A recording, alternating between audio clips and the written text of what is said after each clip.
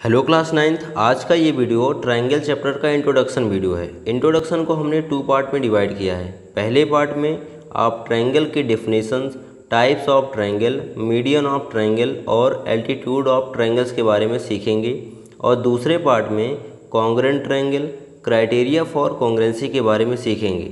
ठीक है, तो ये दोनों ही वीडियो आपके लिए बहुत ज़्यादा इम्पॉर्टेंट वीडियो है क्योंकि सारा आपका जो भी एक्सरसाइज है वो इन्हीं थ्योरीज के ऊपर बेस्ड है। ठीक है, तो सबसे पहला काम होगा कि इन दोनों वीडियोस को आप बहुत अच्छे तरीके से समझें। ठीक है, और अगर आपको ये वीडियो अच्छी लग जाती है, अगर कुछ आपको समझ में आता है तो वीडियो को लाइक कर दीजिएगा। चैनल सब्सक्राइब नहीं किया तो सब्सक्राइब करके बेल आइकन प्रेस कर दीजिएगा। ठीक है, जिससे नए नए वीडियोज़ के नोटिफिकेशन आप तक पहुँचते रहें। आइए सबसे पहले हम समझते हैं ट्रायंगल क्या होता है, मतलब ट्रायंगल की डेफिनेशन। ठीक है, तो यहाँ पर पेज नंबर 2 पर आपको ट्रायंगल की डेफिनेशन दी गई है। A simple closed figure which is made up of 3 non collinear line segments are known as triangles. एक सिंपल क्लोज्ड फिगर। तो सबसे पहले आइए हम जानते हैं क्लोज्ड फिगर क्या होता है। ऐसा फिगर जिसका इनिशियल और फाइनल पॉइंट एक ही हो। ठीक है, जैसे मान लीजिए एक पॉइंट, हमने एक फिगर स्टार्ट किया पॉइंट ए से और ये जाकर एंड भी पॉइंट ए पर हुआ, तो इसका इनिशियल और फाइनल पॉइंट सेम है। इस तरह के फिगर को हम क्लोज्ड फिगर कहेंगे। और ट्रायंगल भी हमारा ऐसा ही एक क्लोज्ड फिगर होता है which is made up of 3 non collinear line segments, जो 3 नॉन कोलिनियर लाइन सेगमेंट से मिलकर बनाया गया होता है। तो आइए सबसे पहले हम जानते हैं कि नॉन कोलिनियर का क्या मतलब होता है। नॉन कोलिनियर का मतलब होता है ऐसे लाइन सेगमेंट्स जो एक सीधी लाइन में ना हो। जैसे मान लीजिए कि अगर हमारे पास 3 लाइन सेगमेंट्स हैं ए बी, दूसरा लाइन सेगमेंट है बी सी और तीसरा लाइन सेगमेंट है सी डी, तो ये तीनों ही लाइन सेगमेंट एक देखो सीधी लाइन में दिख रहे हैं। ठीक है, तो ऐसे लाइन सेगमेंट्स को हम कोलिनियर लाइन सेगमेंट्स कहते हैं। ठीक है, लेकिन अगर आपको नॉन कोलिनियर लेना है तो इन लाइन सेगमेंट्स का अलग अलग डायरेक्शन में होना ज़रूरी है। जैसे अगर आपका ए बी इस डायरेक्शन में है तो बी सी का डायरेक्शन, ठीक है, इससे थोड़ा सा हट के होना चाहिए। तो आप बी सी को आप यहाँ से यहाँ बना सकते हो। ठीक है, और तीसरा सी डी था तो हम तीसरा लाइन सेगमेंट ए सी ले रहे हैं क्योंकि आपको क्लोज फिगर बनाना है तो इनका इनिशियल और फाइनल पॉइंट एक होना ज़रूरी है। ठीक है, तो अगर ये ए से स्टार्ट हुआ है तो फाइनली ए पर यहाँ पर एंड होना चाहिए, इसलिए हमने ए से सी को ज्वाइन कर दिया। समझ में आ गया। अब यहाँ पर एक क्लोज फिगर आपको मिल गया जिसका इनिशियल और फाइनल पॉइंट सेम था और ये 3 नॉन कोलिनियर लाइन सेगमेंट से मिलकर बनाया गया है ए बी, बी सी और सी ए। ठीक है, तो ऐसे फिगर्स को हम क्या कहेंगे? ट्रायंगल कहेंगे। क्या कहेंगे? ट्रायंगल। तो यहाँ पर एक बढ़िया सा ट्रायंगल का फिगर दिखाया गया है और ये ट्रायंगल है ए बी सी और ये 3 non collinear line segments A B, B C और सी ए से मिलकर बनाए हैं। ठीक है, इन लाइन सेगमेंट्स को हम ट्रायंगल की साइड्स कहते हैं। क्या कहेंगे? साइड्स। ठीक है, तो ट्रायंगल में कुल कितनी साइड्स हो गई? तो ट्रायंगल में टोटल 3 साइड्स हो गई और ये साइड्स जहाँ पर आपस में क्या करते हैं? ज्वाइन होते हैं, वहाँ पर दोनों लाइन सेगमेंट के बीच का जो स्पेस होता है, जगह होती है, उसको हम एंगल कहेंगे। जैसे ए बी और बी सी जहाँ पर ज्वाइन हो रहे हैं पॉइंट बी है और देखेंगे इन दोनों लाइन सेगमेंट के बीच का ये जो स्पेस है इसको एंगल कहा जाएगा। तो ऐसे यहाँ पर आपको 3 एंगल्स दिखाई पड़ेंगे ट्रायंगल के अंदर। ठीक है, पहले को बोलते हैं एंगल ए, दूसरा एंगल बी है और तीसरा एंगल सी है। ठीक है, तो यहाँ पर आप देख सकते हो कि एक ट्रायंगल्स के पास 3 इंटीरियर एंगल्स होते हैं। ठीक है, ये ट्रायंगल के अंदर के एंगल्स हैं तो हम इनको बोल सकते हैं इंटीरियर एंगल्स। तो ट्रायंगल में टोटल 3 इंटीरियर एंगल्स होते हैं। ठीक है, अब हम समझेंगे कि ट्रायंगल्स के कितने टाइप्स होते हैं।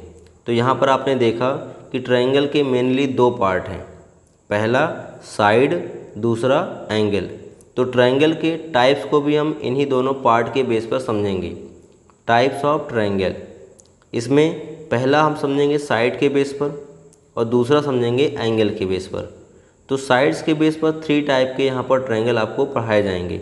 पहला होता है स्केलियन ट्रायंगल, दूसरा होता है आइसोसेलेस ट्रायंगल और तीसरा होता है इक्विलैटरल ट्रायंगल। स्केलियन ट्रायंगल एक ऐसा ट्रायंगल होता है जिसकी सभी साइड्स अनइक्वल होती हैं। ठीक है, तो यहाँ पर आप लिख भी सकते हो ऑल साइड्स आर अनइक्वल। ठीक ठीक है, ऑल साइड्स आर अनइक्वल, उसको हम क्या बोलेंगे, स्केलेन ट्रायंगल। और आइसोसेलेस ट्रायंगल एक ऐसा ट्रायंगल होता है जिसके कोई दो साइड्स इक्वल होते हैं, ठीक है, केवल दो साइड्स। तो यहाँ पर आप लिख सकते हो any two sides are equal, ठीक है। इसको अच्छे से समझिए और पेन कॉपी लेकर बैठिए, जिससे आप साथ साथ में नोट करते चलिए। Any two sides are equal, ठीक है, इनके कोई दो साइड्स क्या होते हैं, इक्वल होते हैं। और तीसरा होता है इक्विलैटरल ट्रायंगल। तो पहले एक भी नहीं था, फिर दो हो गए, अब इस बार तीनों साइड्स इक्वल हो जाएंगे, ठीक है। तो यहाँ पर आप लिख सकते हो ऑल साइड्स आर इक्वल, ठीक है। तो इक्विलैटरल ट्रायंगल के सभी साइड्स क्या होते हैं, इक्वल होते हैं, ठीक। तो ये हो गया हमारा साइड्स के बेस पर ट्रायंगल के टाइप्स। अब ऐसे ही हम समझेंगे एंगल के बेस पर ट्रायंगल कितने टाइप का होता है। तो एंगल के बेस पर भी ट्रायंगल 3 टाइप्स का होता है। पहला हो गया एक्यूट एंगल ट्रायंगल, दूसरा होता है ऑब्ट्यूज एंगल ट्रायंगल, और तीसरा होता है राइट एंगल ट्रायंगल, ठीक है। अब क्योंकि यहाँ पर एंगल की बात कही गई है तो एंगल के बारे में आपको तो पता ही होगा। एंगल को रिप्रेजेंट करते हैं डिग्री से, जैसे 1 डिग्री, 2 डिग्री, 3 डिग्री, 4 डिग्री, इनको हम एंगल को रिप्रेजेंट करने के लिए यूज करते हैं, ठीक है। तो यहाँ पर इन्होंने बोला है एक्यूट एंगल, मतलब ऐसे एंगल्स जो 0 डिग्री से बड़े हों और 90 डिग्री से छोटे, क्योंकि ट्रायंगल में 3 इंटीरियर एंगल्स होते हैं, तो उन्हीं एंगल्स का एक्यूट होना ज़रूरी होगा एक्यूट एंगल ट्रायंगल के लिए। इसका मतलब ये है कि ऐसा ट्रायंगल जिसके तीनों ही एंगल, ठीक है, एक्यूट एंगल्ड हों, मतलब 0 से बड़े हों लेकिन 90 से छोटे, ठीक है, उनको हम बोलेंगे एक्यूट एंगल ट्रायंगल। समझ में आ गया। तो यहाँ पर आप लिख सकते हो all angles less than 90 degree, all angles less than 90 degree, सभी एंगल 90 डिग्री से छोटे होने चाहिए। अब आ गया ऑब्ट्यूज एंगल। ऑब्ट्यूज एंगल ऐसा एंगल होता है जिसकी वैल्यू 90 डिग्री से बड़ी होती है और 180 से छोटा। क्योंकि आपको पता होगा कि ट्रायंगल के तीनों ही एंगल का सम, मतलब एंगल ए, एंगल बी और एंगल सी, तीनों का जो सम होता है वो होता है 180 डिग्री। तीनों एंगल्स को अगर आपने प्लस कर दिया तो आपको मिलेगा 180 डिग्री। तो यहाँ पर इन्होंने कहा ऑब्ट्यूज एंगल ट्रायंगल। ऑब्ट्यूज ऐसा एंगल होता है जो कि 90 से बड़ा होता है और 180 से छोटा।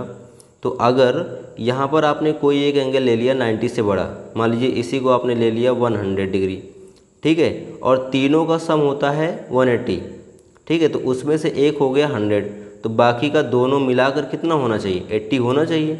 इन दोनों को अगर आप मिला दोगे ना तब जाकर आपको 80 मिलेगा, ठीक है। तो एक ही एंगल तो ऑब्ट्यूज हो रहा है, बाकी इन दोनों को मिलाकर अगर आप 80 करो, इसका मतलब दोनों ही 90 डिग्री से छोटे एंगल हैं, ठीक है।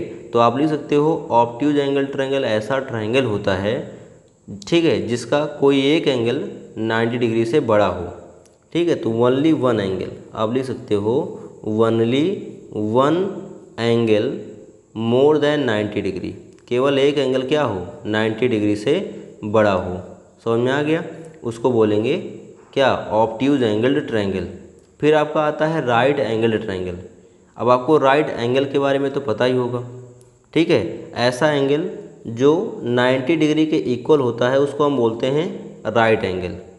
तो अगर ये राइट एंगल ट्रायंगल है तो इसका मतलब इसमें कोई एक एंगल 90 डिग्री के बराबर ज़रूर होना चाहिए, ठीक है। तो यहाँ पर आप लिख सकते हो ऐसा ट्रायंगल जिसका एक एंगल क्या हो, 90 डिग्री हो, उसको बोलेंगे राइट एंगल ट्रायंगल। तो आप लिखेंगे only one angle equals to कितना हो जाएगा, 90 डिग्री, उसको हम क्या बोलेंगे, राइट एंगल ट्रायंगल। ये हो गया ट्रायंगल के टाइप्स। अब हम सीखेंगे कि किसी ट्रायंगल में मीडियन क्या होता है। पहले इसके बारे में अच्छे से समझिए। मीडियन क्या होता है, अ लाइन सेगमेंट, एक लाइन सेगमेंट होती है joining any vertex of a triangle to the mid point of the opposite side of that vertex, ठीक है। एक ऐसा लाइन सेगमेंट जो ज्वाइन करे किसी वर्टेक्स को, किससे करना है join, of a triangle to the mid point of the opposite side of that vertex, ठीक है।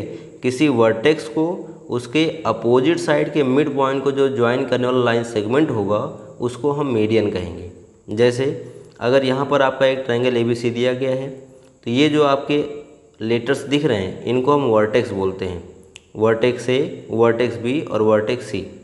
अगर आप मान लीजिए वर्टेक्स A ले रहे हो तो इसके अपोजिट साइड को हम क्या कहेंगे, BC। इसका अपोजिट साइड हो जाएगा, इसके सामने वाली साइड को अपोजिट साइड कहेंगे और वर्टेक्स A का अपोजिट साइड है BC। और BC का मिड पॉइंट अगर हमने यहाँ पर मेंशन किया D, ये D मिड पॉइंट है, इसका मतलब ये होगा कि BD और CD आपस में क्या होंगे, इक्वल होंगे, क्योंकि जो मिड पॉइंट होता है वो किसी भी लाइन या लाइन सेगमेंट को 2 इक्वल पार्ट में डिवाइड करता है, तो BD और CD आपस में इक्वल होंगे। अब किसी वर्टेक्स से उसके अपोजिट साइड के मिड पॉइंट को अगर हमने ज्वाइन कर दिया, A से D को ज्वाइन कर दिया, तो ये AD जो है ये मीडियन कहा जाएगा, ठीक है। और ऐसे आप 3 मीडियंस आपस में ज्वाइन कर सकते हो। जैसे पहला आपका AD हो गया तो दूसरा आप BE लिख सकते हो और तीसरा आप CF लिख सकते हो, समझ में आया। और एक इम्पॉर्टेंट नोट ये है कि ये जो मीडियंस हैं वो एक दूसरे को किसी एक पर्टिकुलर पॉइंट पर इंटरसेक्ट करते हैं। मान लीजिए ये पॉइंट O पर इंटरसेक्ट कर रहे हैं, ठीक है, तो इन दोनों पार्ट का जो रेशियो होगा, मतलब AD दिख रहा है, AD एक मीडियन है और इस पर एक पॉइंट O है, ठीक है, तो इसके बाद आपने देखा OA और OD 2 पार्ट हो गए, तो इन पार्ट्स का जो रेशियो होता है वो 2:1 होता है, समझ में आ गया। तो जो मीडियंस होते हैं वो एक दूसरे को 2:1 के रेशियो में डिवाइड करते हैं। आ गई बात समझ में। टोटल 3 मीडियंस होते हैं और सारे मीडियंस एक दूसरे को 2:1 के रेशियो में डिवाइड करते हैं। अब नेक्स्ट हमारा टॉपिक होता है एल्टीट्यूड, ठीक है। अब एल्टीट्यूड के बारे में आपको अच्छे से सीखना पड़ेगा क्योंकि क्लास 10th में भी इसका आपको यूज़ मिलेगा। अब एल्टीट्यूड क्या होता है, किसी ट्रायंगल का अ लाइन सेगमेंट, एक इसमें भी लाइन सेगमेंट आपको दिखाई देगा, अ line segment drawn perpendicular on side of a triangle, ठीक है। एक ऐसा लाइन सेगमेंट जो किसी ट्रायंगल के साइड पर ड्रॉ किया गया है, बनाया गया है, from the opposite vertex of that side, उस साइड के अपोजिट वर्टेक्स से, ठीक है, आर नोन एज एल्टीट्यूड्स। जैसे मान लीजिए कि यहाँ पर 3 साइड्स हैं, AB, BC और AC। इसमें से हमने कोई एक साइड ले लिया, मान लीजिए BC ही हमने ले लिया, तो इस BC पर आपको एक परपेंडिकुलर ड्रॉ करना है लेकिन इसके अपोजिट वाले वर्टेक्स से। तो अपोजिट वर्टेक्स में क्या है, A है। अब अगर आपने A से एक परपेंडिकुलर लाइन ड्रॉ कर दी, परपेंडिकुलर होना चाहिए, मतलब बेस के साथ ये 90 डिग्री एंगल बनाना चाहिए, ठीक है। अब ये कहीं पर भी बेस को टच कर सकता है, यहाँ कर सकता है, यहाँ कर सकता है, यहाँ कर सकता है। बस केस ये होना चाहिए, कंडीशन ये होनी चाहिए कि AD और BC, ठीक है, इनके बीच का जो एंगल बने वो 90 डिग्री बने, तभी ये एल्टीट्यूड माना जाएगा, ठीक है। तो एक ऐसा लाइन सेगमेंट, तो यहाँ पर AD आप देख रहे हो, एक ऐसा लाइन सेगमेंट है जो किसी वर्टेक्स से उसके अपोजिट साइड पर एक परपेंडिकुलर ड्रॉ किया गया है, ठीक है, समझ में आ रहा है। अब ये जो एल्टीट्यूड है वो लकली हो सकता है कि BC के मिड पॉइंट पर ड्रॉ हो, लेकिन ये क्लियर नहीं आप कह सकते हो कि AD एल्टीट्यूड है तो BC के मिड पॉइंट को ही टच करेगा। वो हो सकता है लक बाई चांस कि BC का जो मिड पॉइंट D है और जो एल्टीट्यूड का बेस D है, ठीक है, दोनों एक ही पॉइंट पर हों, वो अलग केस बन जाता है। लेकिन ऐसे आप जनरली यही समझोगे कि किसी ट्रायंगल के किसी एक वर्टेक्स से उसके अपोजिट साइड पर ड्रॉ किया गया परपेंडिकुलर जो होता है उसी को हम क्या बोलते हैं, एल्टीट्यूड बोलते हैं, ठीक है। अब ऐसे टोटल 3 एल्टीट्यूड्स आप इस ट्रायंगल में ड्रॉ कर सकते हो। पहला हो गया AD, दूसरा हो गया BE और तीसरा आप बना सकते हो यहाँ पर CF, ठीक है। ये 3 आपके यहाँ पर एल्टीट्यूड खींचे गए हैं, ड्रॉ किए गए हैं। आ गई बात समझ में। और तीनों ही बेस के साथ कितना एंगल बनाएंगे, 90 डिग्री का एंगल बनाएंगे, समझ में आ गया। तो आप यहाँ पर ऐसे लिख सकते हो, AD is perpendicular to BC और BE is perpendicular to AC and CF is perpendicular to AB। ये आपके 3 एल्टीट्यूड्स हो गए। क्या हो गए, एल्टीट्यूड्स हो गए। अब हम आशा कर सकते हैं कि आपको ये टॉपिक जो मैंने आज पढ़ाए हैं ये बहुत अच्छे तरीके से समझ में आ गए होंगे, दिमाग में बैठ गए होंगे। ठीक है, क्योंकि इसके बाद जब आपको कंडीशंस बताई जाएंगी क्राइटेरिया किसकी, कॉन्ग्रुएंसी की, तो उसके बाद आपको डायरेक्ट एक्सरसाइज में पहुंचाया जाएगा और एक्सरसाइज में इन सब टॉपिक्स का यूज किया जाएगा। तो वहाँ पर आपको देखना होगा कि क्या इन सब टॉपिक्स को आप अच्छे से कर पा रहे हो कि नहीं कर पा रहे हो, और ये तभी पॉसिबल होगा जब यहाँ पर आपको अच्छे से समझ में आया होगा। तो अगर आपको वीडियो थोड़ा सा भी अच्छा लगा हो तो लाइक किए बिना मत जाइएगा, लाइक कर दीजिएगा। और चैनल अभी भी आप अगर नहीं सब्सक्राइब किए हो, भूल गए हो, सब्सक्राइब करके बेल आइकन ज़रूर प्रेस कर दीजिएगा। ठीक है, जिससे ऐसे ही इंटरेस्टिंग और कॉन्सेप्ट वाली वीडियोज़ आपको प्रोवाइड की जा सकें। ठीक है, मिलते हैं नेक्स्ट वीडियो में, तब तक के लिए जय हिंद, वंदे मातरम।